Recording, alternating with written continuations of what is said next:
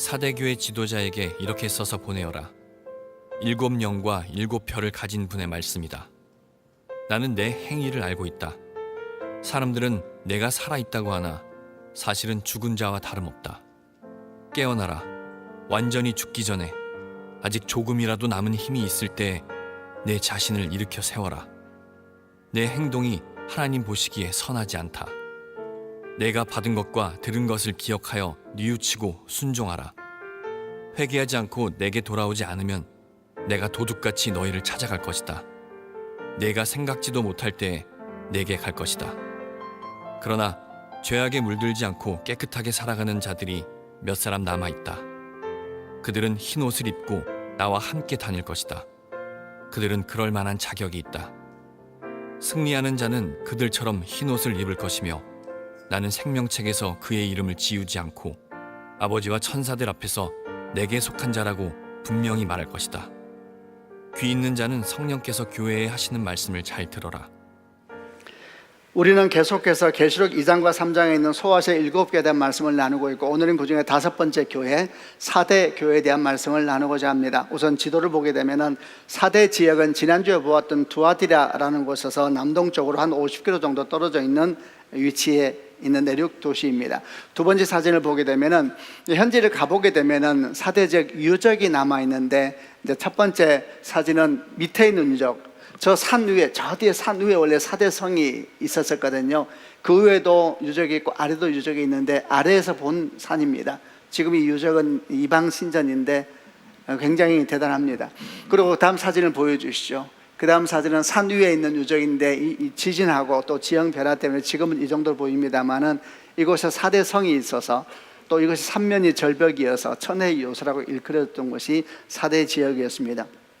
사대는 어떤 특징을 가지고 있었냐면은 지금부터 한 BC 6세기경에 부유하고 강력했던 리디아 왕국의 수도가 되면서 최전성기를 맞이했었습니다. 특별히 이것이 아주 부유한 도시로 많이 알려졌었는데, 산 밑에 보면 강이 흐르고 있습니다. 그 강이 사금이 많이 흘려서 거기서 이제 금이 생산되면서 고대의 전설적인 부의 상징이 된 도시였다고 합니다.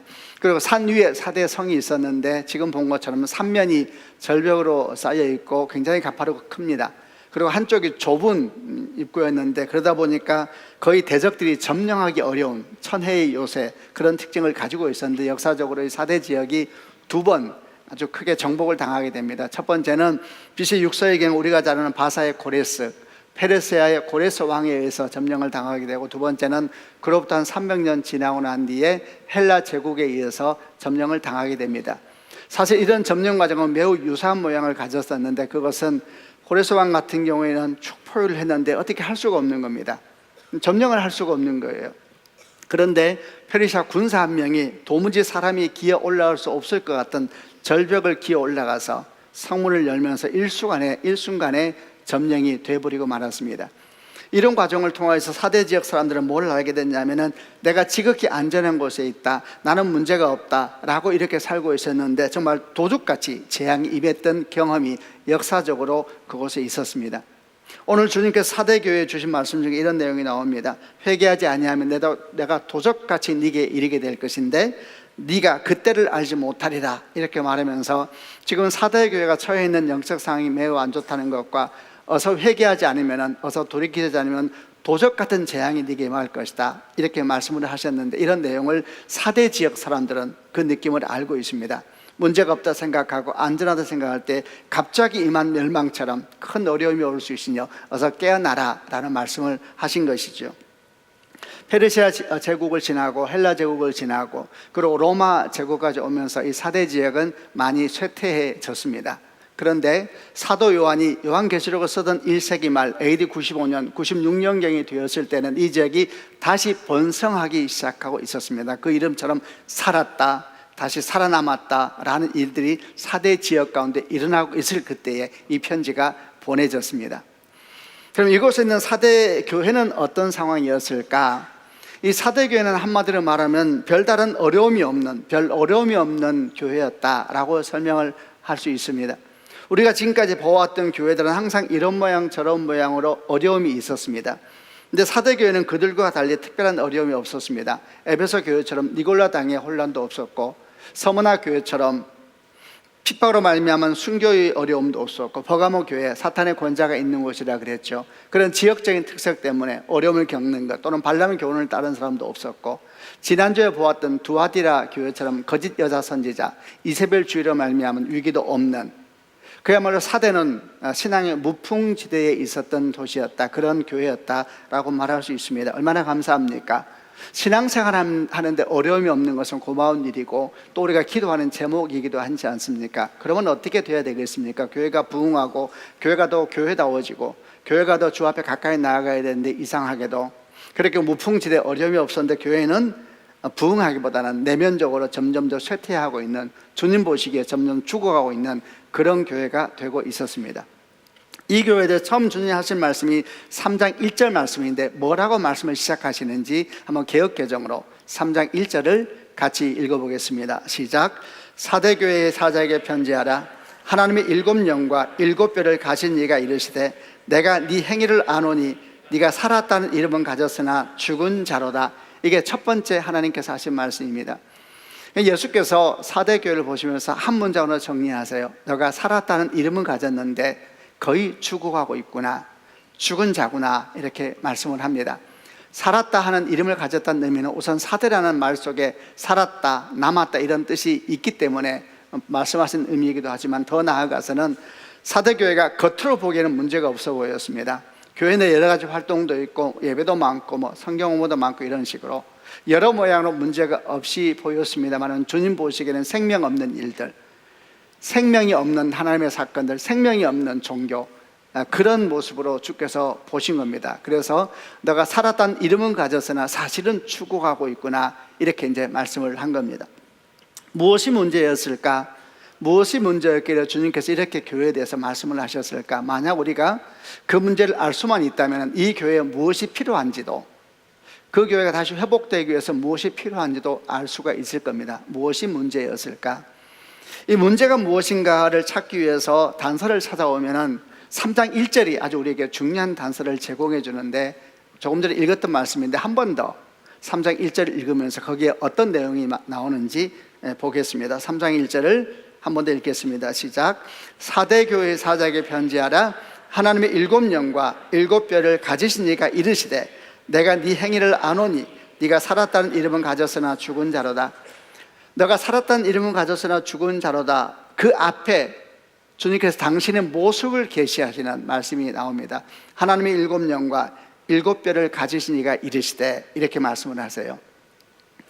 지금까지 보았던 4개 교회도 그러하고, 오늘 5번째 교회, 또 다음 주와 그 다음 주 교회, 모든 교회 7교회가 공일하게 일종의 패턴을 가지고 말씀이 진행되는데, 모든 패턴의 처음에는 그 교회에 나타나시는 주님의 모습이 있습니다.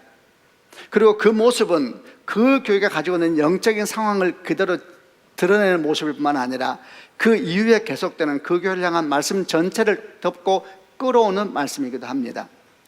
예를 들어서 우리가 기억을 해보게 되면, 에베소 교회에 대해서는 뭐라고 말했습니까? 오른손에 7뼈를 붙잡으시고 7 금초대 사이를 거니신 이가 이르시되, 이러면서 당신의 모습을 설명해 주셨죠. 서머나 교회는 어떻게 나타났습니까? 처음이며 마지막이며 죽었다가 다시 사신 이가 이르시되, 버가모 교회는 좌우에 날성검을 가지신 이가 이르시되, 지난주 보았던 두아디라 교회 같은 경우는 불꽃 같은 눈과 빛난 주석 같은 발을 가진 분이 이르시되, 이렇게 말씀하세요. 이 앞에 나오는 예수님의 닭이 계시, 이것이 그 교회에 대한 아주 중요한 단서를 제공합니다. 예를 들면 에베소 교회에 대해서 자주 얘기합니다만, 에베소 교회를 먼저 나오는 게, 예를 들자면 주님께서 오른손에 7뼈를 붙잡으시고 7 금초대 사이를 거니신 이가 이르시되, 왜 이렇게 말씀하셨을까? 거기에 에베소 교회가 가지고 있는 영적인 상황, 영적인 문제가 그대로 나와 있었거든요. 오른손에 7뼈를 붙잡으시고, 7뼈는 계시록 1장 20절에 의하면 7개의 지도자를 말합니다. 교회 지도자들 장중에 붙잡으시며, 이런 표현을 쓰신 거죠. 그리고 7 금초대 사이를 거니시는 분, 7 금초대는 7 교회를 말하는 것이고, 거니신다는 이야기는 통치하신다는 이야기입니다. 그러니까 주님께서 에베소 교회에 처음 나타난 당신의 모습에 대한 계시는 교회 지도자들 장중에 붙잡으시며 교회를 통치하시는 주님, 교회 주권자 되시는 주님께서 이르시기를, 이렇게 말하는 거예요. 왜 이런 말씀하셨을까? 에베소 교회가 바로 그 부분에 있어서 문제가 있었거든요. 에베소 교회는 위대한 교회라 그랬잖아요. 사도 바울, 사도 요한, 예수님의 어머니 흔적이 남아있던 교회, 얼마나 대단합니까? 예배 중에 공간마다 그분들이 걸었던 곳이 있을 것이고 그분들이 앉아서 기도했던 곳이 있을 거 아니에요.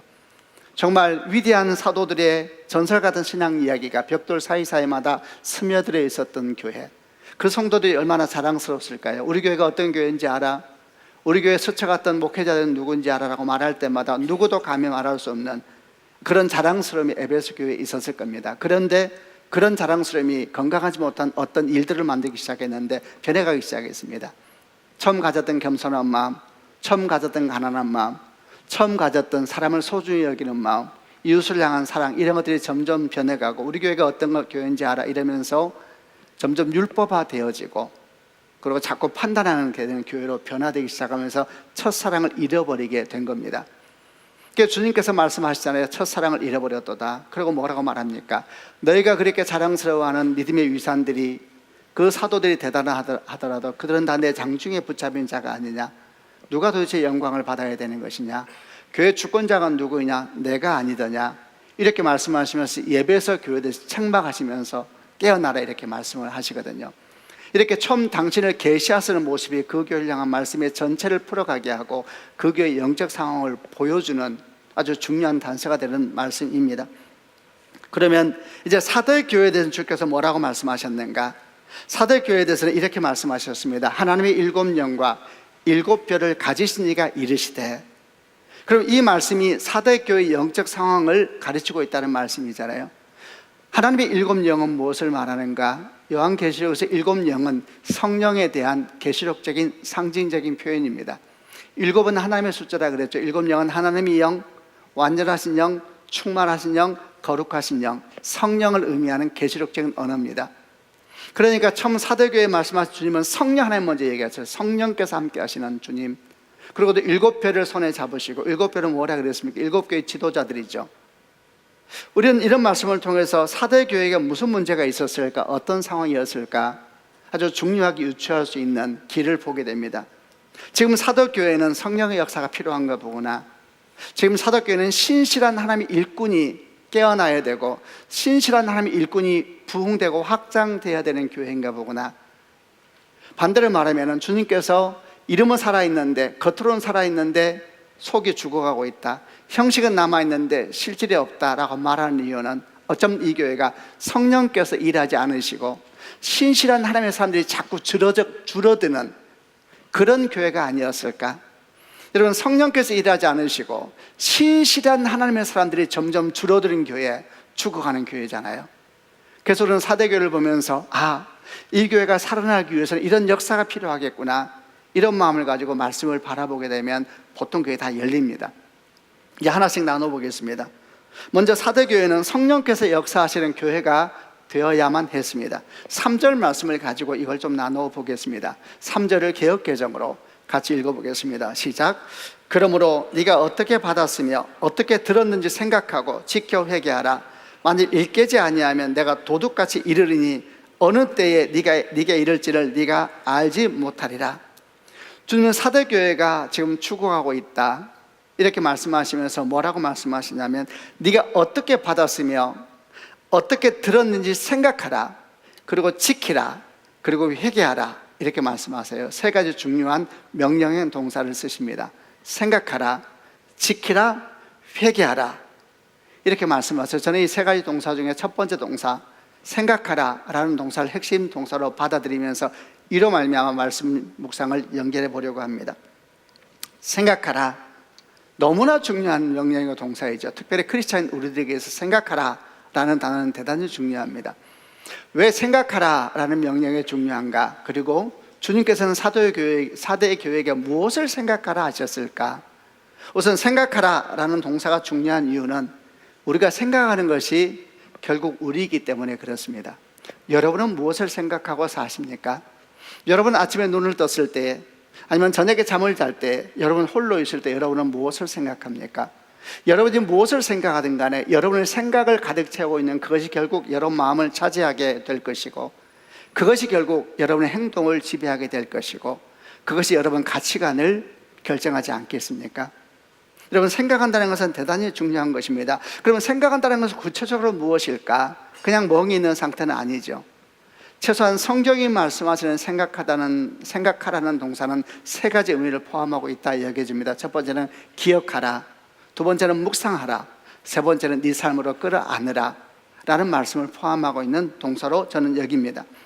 히브리서 3장 1절 말씀에 이런 말씀이 있습니다. 그러므로 함께 하늘의 부르심을 받은 거룩한 형제들아, 우리가 믿는 도리의 사도이시며 대제사장이신 예수를 깊이 생각하라, 이렇게 말씀했습니다. 우리가 믿는 도리의 사도시며 대제사장이신 예수를 깊이 생각하라. 누구에게 명령하신 겁니까? 함께 하늘의 부르심을 받은 거룩한 형제들아, 깊이 생각하라, 이렇게 말씀을 하고 있습니다. 예수를 깊이 생각하라. 무엇을 의미할까요? 그것은 예수님의 삶, 예수님의 말씀, 예수님의 호흡, 그 모든 것들을 기억하라, 묵상하라, 그리고 삶으로 끌어안으라, 이런 의미가 아닐까요? 여러분, 그것이 성경이 말씀하시는 생각하라라는 동사가 가지고 있는 생각하는 신앙의 모습입니다. 근데 주님께서 사도교회를 향하여 생각하라 명령하셨는데 무엇을 생각하라 그랬습니까? 이렇게 말씀했습니다. 네가 어떻게 받았으며 어떻게 들었는지를 생각하라. 이 말은 그가 받은 것이 있었습니다. 그가 들은 것이 있었습니다. 원래 그는 성령의 역사하는 교회였던 것입니다. 원래 신실한 자들이 있었던 교회였던 겁니다. 네가 어떻게 들었으며 어떻게 받았는지를 생각해 보아라. 네가 처음 예수를 만났을 때 그 순수했던 복음, 그 순수했던 열정과 그 순수했던 눈물을 생각해 보아라, 이 말씀 하시는 거잖아요. 결국 무엇을 생각하란 말입니까? 순수했던 복음, 그 복음을 생각해 보아라, 그 복음을 기억해 보아라, 그리고 묵상해 보아라, 끌어안아 보아라, 이렇게 말씀하고 있는 것이죠. 여러분, 복음은 무엇입니까? 만약 여러분에게 누군가가 복음이 무엇이냐라고 묻는다면 여러분은 뭐라고 답하시겠습니까? 복음은 무엇입니까? 복음은 예수 그리스도이십니다. 그분의 모든 것입니다. 그분의 삶과 그분의 말씀만이 아니라 그분의 눈물과 그분의 호흡과 그분의 땀방울과 그분의 아픔도 다 복음입니다. 예수 그리스도 그분 전체가 복음이시죠. 우리는 이것을 세 단어로 설명합니다. 성육신, 십자가, 부활이라는 단어로 설명을 합니다. 내가 무엇을 들었으면 어떻게 들었는지 생각하라. 결국 이것은 성육신, 십자가, 부활을 기억하라, 묵상하라, 끌어안아 보라. 여러분, 그러면 어떻게 될까요? 우리가 그것을 기억하고 묵상하고 끌어안는 순간 그 모든 사건은 더 이상 과거에 머물지 아니하고 우리 사건으로 오늘 우리 삶 한가운데 들어오게 되어 있습니다. 성육신하신 예수 그리스도 2000년 전에 저 유대 땅에서 걸으셨죠.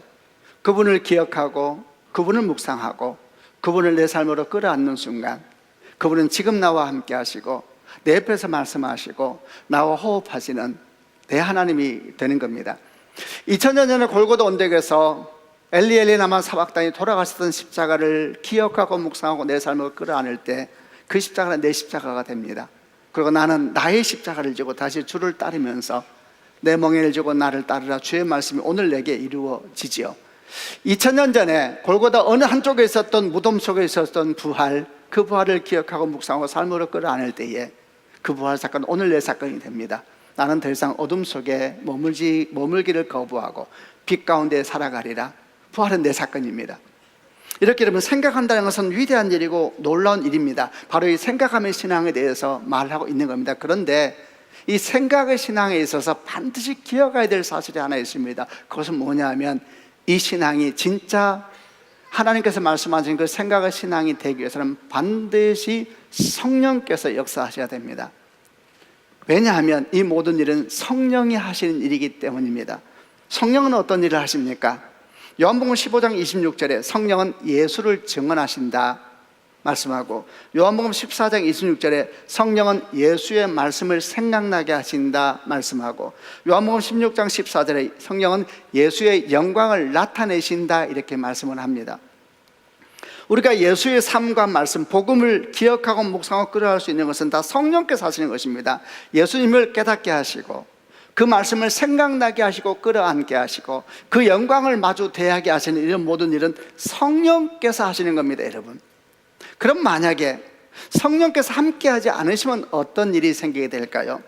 성령이 함께하지 않으셔도 우리는 주의 말씀을 공부할 수 있습니다.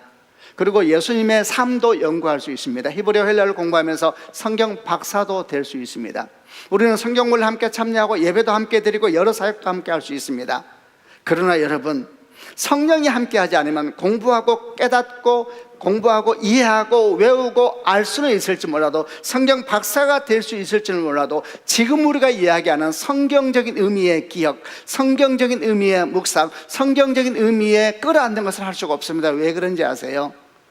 성경이 말씀하는 기억하라는 말은 마음의 색이라는 믿음의 행위를 말하는 것이고, 묵상한다는 것은 그 말씀을 내 신앙의 삶의 양식으로 삼아 먹고 마신다는 신앙 믿음의 행위를 말하는 것이고, 끌어안는다는 것은 그 말씀을 끌어안고 매일매일 주와 함께 걸어가는 믿음의 행위를 의미하는 것이기 때문에, 성령이 안 계시면은 외울 수는 있습니다. 성경 박사는 될 수 있습니다. 고대 언어 얼마나 훌륭한 사람이 많습니까? 그러나 그가 믿음으로 자기 인생의 말씀을 새기고 그 말씀을 먹고 마시며 그 말씀과 함께 살아가는 믿음의 행위가 그의 삶에서는 일어날 수가 없는 것입니다. 그래서 여러분, 성령이 함께하지 아니하시면 어떻게 되는가? 많이 알 수 있습니다. 많은 일을 교회에서 할 수 있습니다. 여기저기에서 TV에서도 할 수 있고 아우리스도 할 수 있고 다 할 수 있습니다. 할 수 있습니다. 다. 그냥 성령이 함께하지 아니하시면 그 안에 있는 감동들, 그 안에 있는 환희들, 그 안에 있는 눈물들, 이런 그것은 없습니다. 종교 행위를 하는 것이죠. 사대 교회가 그런 교회였습니다. 여러분, 성령께서 함께하지 않는 교회였다, 원래 그랬는가? 아닙니다. 원래는 성령이 함께하는 교회였습니다. 그러니까 주님 말씀하시기를 어떻게 받았으며 어떻게 들었는지 생각해 보라. 복음의 역사가 있었던 교회니까 그때를 생각하라는 거예요. 성령의 역사가 있었으니까 그때를 생각해 보라는 것이죠. 생각해 보아라. 성령의 역사가 있었습니다. 하나님의 뜨거움이 있었습니다. 눈물로 감동도 있었습니다. 그런데 언제부터인가 메마르기 시작하고 굳어지기 시작하고, 언제부터인가 성령의 은혜가 교회에 나타나지 않았습니다. 많은 일들은 여전히 계속되고 있었습니다. 왜? 항상 해왔으니까. 근데 더 이상 그곳에 감동도 기쁨도, 모든 일을 행하고 난 다음에 눈물을 흘리면서 나는 무익한 종이오니 주께서 영광을 받으실 것입니다, 기뻐하는 감동도, 그런 물결도 더 이상 교회에 나타나지 않았죠. 왜 그랬을까? 저는 사대교회를 생각하면서 한 가지를 생각했습니다. 어쩌면 이 교회가 성령을 소외시키고 있는 교회인지 모르겠다 생각했습니다. 성령을 소외시킨다, 성령을 소외시킨다, 이 말이 성경적인가? 이 말이 복음적인가? 성령을 소외시킨다, 여러분, 그런 신앙이 있습니다. 성경을 보게 되면 성령을 소외시키는 몇 가지 언어들을 사용합니다. 예를 들면 이런 언어를 사용하고 있죠. 성령을 근심하게 하지 말라, 성령을 거스르지 말라, 성령을 소멸시키지 말라, 이런 언어를 씁니다. 에베소 4장 30절에 성령을 근심하게 하지 말라, 사도행전 7장 51절에 성령을 거스리는구나, 데살로니가전서 5장 19절에 성령을 소멸하지 말라, 이런 말씀을 쓰지요. 이런 모든 말씀은 결국 성령을 소외시키는 구체적인 모양을 말하는 겁니다. 어떤 것들일까요? 우선 에베소서 4장 30절에서 말씀하는 성령을 근심하게 하지 말, 이 말씀을 찾아보면 이 앞뒤로 뭐가 적혀 있냐면 죄의 목록들이 적혀 있습니다. 도둑질하고 악한 말을 하고 분을 내고 비방하고 더러운 말을 하고, 이것뿐이겠습니까? 더 많은 말들이 여기에 첨가될 수가 있겠죠. 죄가 성령을 근심하게 한다는 것입니다. 죄가 성령을 슬프게 한다는 것입니다. 죄가 성령을 우울하게 한다는 이야기죠. 그래서 성경은 말합니다. 성령을 근심하게 하지 말라. 성령을 거스린다는 것은 뭡니까? 사도행전 7장 51절 앞뒤를 찾아보게 되면 거스린다는 것은 뭔가? 순종하지 않고 들이받는 것이죠. 아주 냉소적인 영으로 바라보는 것이죠. 왜 그럴까? 고집스러운 마음, 쓴뿌리가 회복되지 않은 쓴뿌리가 가득한 마음, 교만한 마음, 이런 마음들이 계속되면서 그 영이 성령을 순종하고 따라가는 것이 아니라 거스리면서 나아가는 것이죠. 그래서 성령을 거스르지 말라. 성령을 소멸한다라는 뜻은 뭘까? 소멸한다라는 말로 번역된 헬라어는 불을 끄다, 이런 뜻입니다. 등불을 꺼버리다, 이런 의미를 가지고 있죠. 한때는 뜨거웠습니다. 그런데 언제부터인가 안에서 따뜻함이 사라지고 뜨거움이 사라지고 차가운 기운만 돌기 시작하죠. 냉소적인 영이 임하게 되는 것입니다. 성령을 소멸하지 말라, 이렇게 말씀하는 것입니다. 이런 모든 것들, 성령을 근심하게 하고 성령을 거스리고 성령을 소멸하고, 이런 신앙은 결국 생명이 없는 죽은 종교만 남게 하는 것이고, 아마도 사대교회가 그런 상황에 처해 있는 것 같습니다. 그렇게 되면 믿는다고 하여도 똑같이 예배 드리면서도 정작 내면에 하나님의 감동을 얻는 일이 반복되니까 얼마나 여러분 힘들겠습니까? 죽은 자는 감동이 없죠. 죽은 자는 눈물도 없고, 그저 그냥 앉아 있는데 왜 앉아 있느냐? 항상 거기 있었으니까 그냥 앉아 있는 것입니다. 그런 교회가 있을까? 그런 성도가 있을까? 있습니다, 여러분. 많습니다. 그런 교회는 아무래도 교회 가보면 차갑지요.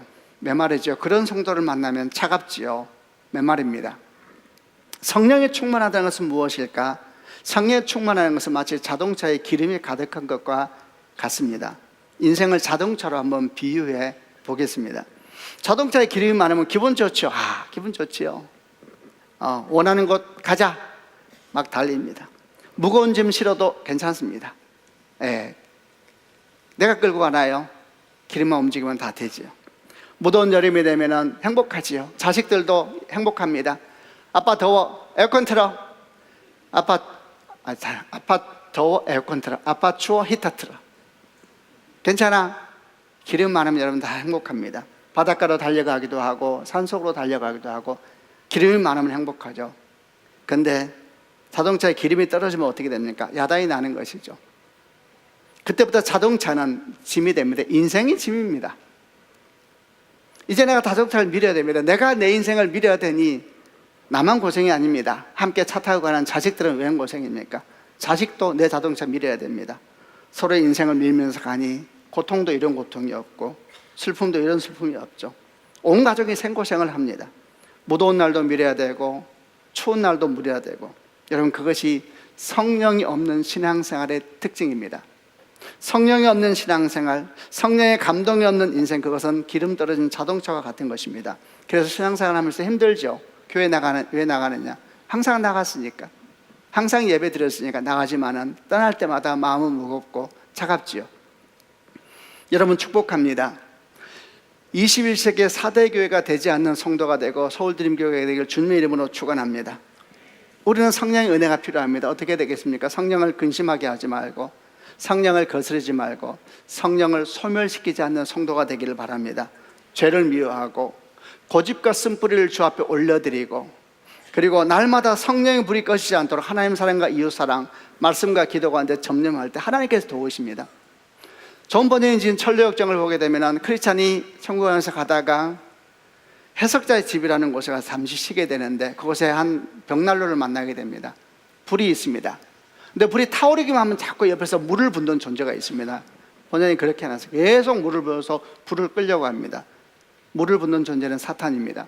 근데 계속 사탄이 물을 부어서 불을 끌려고 하는데, 이상하게 꺼지려고 하는 불이 다시 살아나고 꺼지려고 하면 불이 다시 살아나는 거예요. 그러자 크리스찬이 문 밖에 나가서 그 벽난로 뒤쪽을 가보았습니다. 뒤쪽에서 우리 주님께서 계속 기름을 붓고 계시는 모습으로 존 번역은 설명을 해놨습니다. 주님은 우리를 도우십니다. 우리가 성령에 충만한 삶이 되도록 도우십니다. 여러분, 주님은 우리 생활이 몸이 건조하길 원하지 않으십니다. 우리 심정이, 우리 영이 살아 숨쉬길 원하시고, 펄떡거리길 원하시고, 감동의 눈물과 감사가 있길 원하시고, 모든 걸 수고하고 난 뒤에 다 주께 영광을 드리는 이 감동과 그 은혜가 우리 가운데 가득 차기를 원하는 분이 예수 그리스도이십니다. 아멘이죠. 주님은 준비가 되신 것입니다. 그래서 사대교회 말하는, 사대교회가 말하는 거예요. 나는 하나님의 7영을 가진 존재다, 이렇게 말씀. 나는 너를 도울 준비가 됐다는 이야기죠. 여러분, 그분이 예수이십니다. 여러분의 삶에도, 또 우리가 함께 있는 서울드림교회 가운데 날마다 성령의 뜨거움에 가득한 은혜가 있기를, 예배마다, 섬김마다, 수고마다 시간을 내서 기도하고 시간을 내서 공부하는 것이 기쁨이 되고 감사가 되기를, 힘들기 시작했는데 끝날 때마다 마음이 따뜻해지고 은혜가 되기를 주 예수 그리스도 이름으로 축원합니다. 두 번째, 껍데기만 살아있고 속이 죽어가는 이런 교회, 이런 성도가 생명에 가득한 교회가 되기 위해서 두 번째 필요한 것은 신실한 주님의 일꾼이 깨어나며 신실한 주의 일꾼이 날마다 더해져가는 교회, 그런 성도가 되어야 된다는 것입니다. 그게 7별을 손에 쥐고 계신 주님이 이르시되 이렇게 말씀합니다. 우선 계시록 3장 2절 그리고 4절을 개역 개정으로 한번 읽어보겠습니다. 2절을 제가 읽겠습니다. 너는 일깨어 그 남은 바 죽게 된 것을 굳건하게 하라. 내 하나님 앞에 네 행위 온전한 것을 찾지 못하였노니. 4절. 그러나 사대에 그 옷을 더럽히지 아니한 자 몇 명이 네게 있어 흰 옷을 입고 나와 함께 다니리니 그들은 합당한 자인 영고라. 남은 바 죽게 된 것을 굳건하게 하라. 거의 죽어가고 있지만 정신 차려야 된다, 이렇게 말씀하십니다. 그리고 또 사대에 그 옷을 더럽히지 않은 몇 명이 있구나, 이렇게 말씀을 합니다. 여러분, 이렇게 차가워지고 형식만 남았던 사대 교회에도 신실한 남은 자들이 있었습니다. 바로 이런 신실한 남은 자들에 의해서 교회의 회복은 시작되는 겁니다. 이런 신실한 남은 자들이 교회에서 점점 많아지기 시작할 때 교회는 살아나게 되는 겁니다. 기독교 역사에서 하나님의 구원 역사를 이해하는 데 중요한 신학 중에 하나가 남은 자 신학이라는 것이 있습니다. 이 신학이 말하는 것은 하나님의 구원 역사는 다수의 떠난 자에 의해서 이루어지는 것이 아니라 소수의 남은 자에 의해서 이루어지는 것이다 라는 신학입니다. 이들은 소수지만 하나님의 말씀을 사랑하며 그 말씀 앞에서 신실하게 살아가는 사람들이다. 그리고 성경은 바로 이렇게 소수의 남은 자들의 신앙 이야기가 기록된 책이다, 이렇게 보는 것이 남은 자 신학이라는 겁니다. 생각해 보십시다. 창세기 12장부터 50장까지는 족장시대 이야기가 기록되어 있습니다. 족장시대의 남은 자는 누구입니까? 하나님의 구원 역사를 계속 이끌어갔던 이는 누구입니까? 아브라함, 이삭, 야곱, 요셉 같은 사람이 남은 자들이었죠. 출애굽기에 들어가서 출애굽 시대를 보겠습니다. 수많은 이스라엘 백성이 출애굽하였습니다. 장정만 60만 명이 넘었습니다. 엄청나게 많은 숫자가 출애굽하고 40년 동안 광야의 시간을 걸어갑니다. 이 40년 동안 광야의 시간은 오늘 우리 믿음하고 비유해서 설명하곤 합니다. 이 출애굽 40년 동안에 소수인 남은 신실한 자는 누구입니까? 예, 모세, 그리고 여호수아와 갈렙이죠. 나머지 모든 사람들은 함께 신앙생활을 걸어갔지만 너무나 아쉽게도 소수인 남은 자 무리 속에 들지 못하였고, 소수인 남은 자 신실하였던 사람 여호수아와 갈렙은 하나님의 구원 역사를 계속 이어가는 하나님의 사람들이 되었습니다. 복음서 시대는 누가 남은 자입니까? 사도들과 제자들이죠. 우리 주께 십자가 못 박히시고 난 다음에 부활하시면서 제자들에게 말씀하셨습니다. 성령을 기다리라. 그러자 사도를 포함한 120명의 제자들이 다락방에 들어가서 외쳐 기도하며 주의 임재를 기다렸습니다. 그리고 10일 정도 지났을 때 오순절이 왔습니다. 그리고 불처럼 바라트는 성령이 임하게 되면서 그들은 닫혀있던 문을 열고 뛰쳐나가서 광장에 있던 디아스포라 유대인들을 향하여 복음을 외치기 시작했습니다. 그리고 그날 수천 명이 주께 돌아왔습니다. 그게 예루살렘 교회의 시작이었습니다. 그 교회가 안디옥 교회를 낳았고, 이 안디옥 교회가 사도 바울을 파송하면서 이 복음과 교회는 전 세계로 흩어지기 시작했죠. 소수의 남은 자 120명의 기도하는 사람들, 그들을 통해서 교회는 시작되고, 그리고 남은 자들을 통해서 계속 역사는 이어져 갔던 것입니다.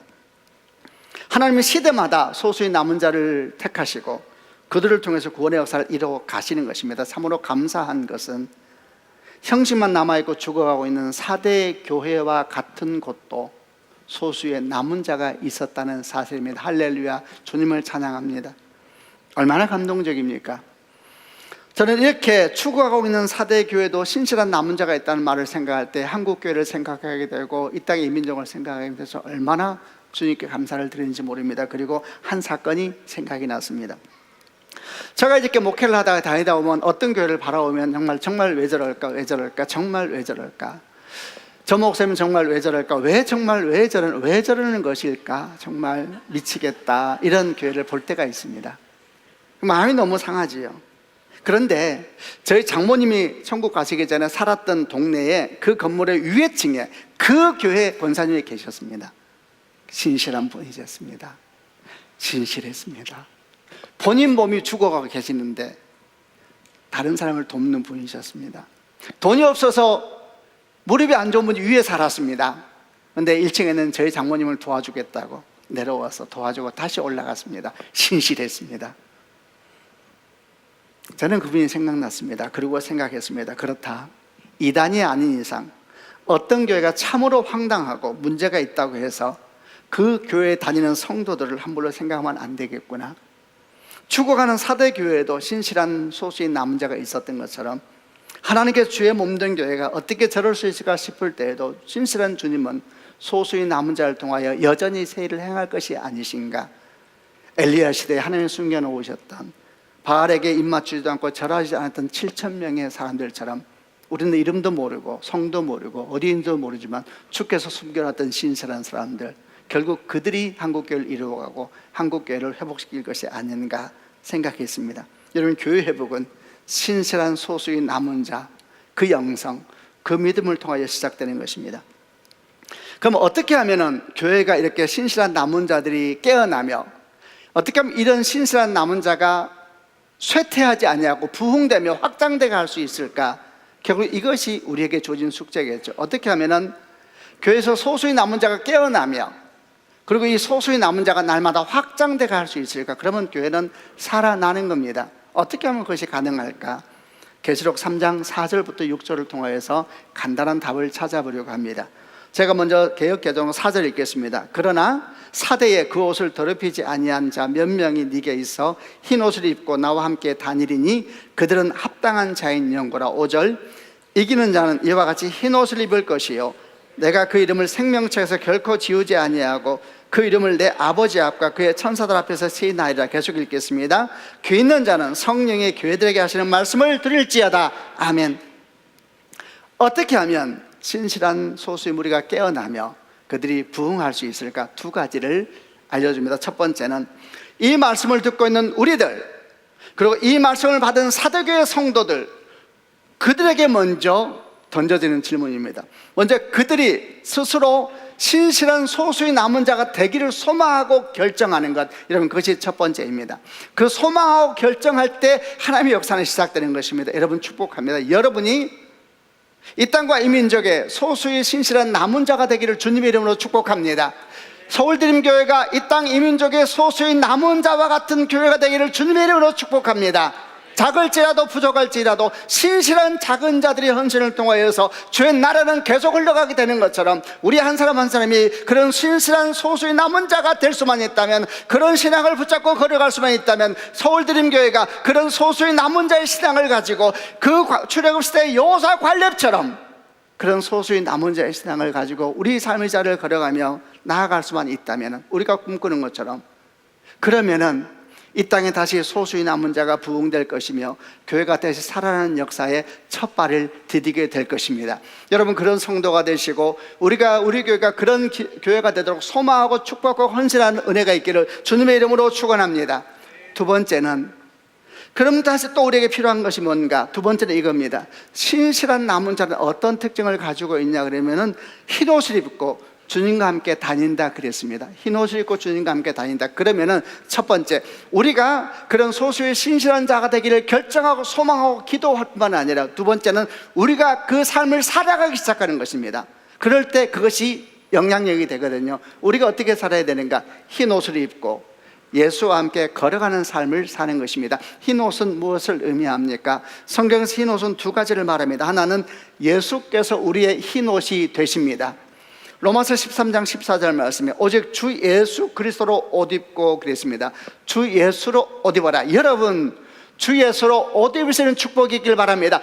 주 예수로 옷 입는 얘기는 구원의 근본을 말하는 것입니다. 우리가 예수를 영접하였을 때 우리는 거듭나게 되었잖아요. 이게 예수로 옷 입는 것입니다. 날마다 나의 구원자가 누구이신가, 날마다 나의 주님이 누구이신가 기억하며 살아가는 사람들, 그 사람 매일매일 예수로 옷 입는 사람이죠. 두 번째, 또 흰옷은 무엇을 의미하는가? 흰옷은 그리스도인답게 살아가는 선한 행실이 흰옷이다 라고 계시록 19장 8절에서 말씀합니다. 그에게 빛나고 깨끗한 세마포옷을 입도록 허락하셨으니 이 세마포옷은 성도들의 옳은 행실이라. 예수, 우리의 구원자든 예수를 믿을 때 우리는 흰옷을 입습니다. 더 나아가서 그리스도인답게 사는 행실, 그게 흰옷이라 그랬습니다. 그 옷을 입고 예수와 함께 걸어가라. 그럴 때에 우리가 기도하는 것처럼 소수의 남은 자가, 우리가 소수의 남은 자가 될 뿐만 아니라 우리를 통하여 소수의 남은 자의 신앙이 흘러가고 영향력이 되고 능력이 될 것이다, 이렇게 말씀하고 있는 것입니다. 로마서 13장 12절 말씀에 밤이 깊고 낮이 가까웠으니 그러므로 우리가 어둠의 일을 벗고 빛의 갑옷을 입자, 이렇게 말을 합니다. 예수로 믿음의 옷을 입고 예수와 함께 빛 가운데를 걸어가자. 빛의 갑옷을 입자. 성도됨의 갑옷을 입자. 그럴 때에 우리를 통하여 놀라운 복음의 역사가 나타나게 될 것이고, 그럴 때에 형식만 남아있는 교회는 생명이 펄떡거리고 은혜가 강물처럼 흐르는 교회가 될 줄로 믿습니다. 저는 서울드림교회 우리 교회가 그런 교회라고 믿고 하나님께 감사를 드립니다. 동시에 날마다 그런 교회가 되기를 주님의 이름으로 소망하고 축복합니다. 그러므로 성도 여러분, 우리 함께 소수의 남은 자가 될 뿐만 아니라 그런 인생을 살아서 서로에게 거룩한 영향력이 되게 하십시다. 아멘. 그리고 우리 교회가 그런 소수의 남은 자 신앙을 가지고 한국교회의 거룩한 영향력, 부족하고 연약하지만 거룩한 영향력이 될 수만 있다면 소수의 남은 자를 통하여 교회를 일으키시는 주님은 우리를 통하여서 한국교회에 큰 은총을 베풀어 주실 줄로 믿습니다. 말씀을 마무리하겠습니다. 우리는 사대교회에 대한 말씀 앞에 섰습니다. 모든 7교회에 대한 말씀이 다 그러하지만 분명히 오늘 우리에게 주시는 말씀입니다. 이름은 살았다 하는데 죽은 자야, 이렇게 말합니다.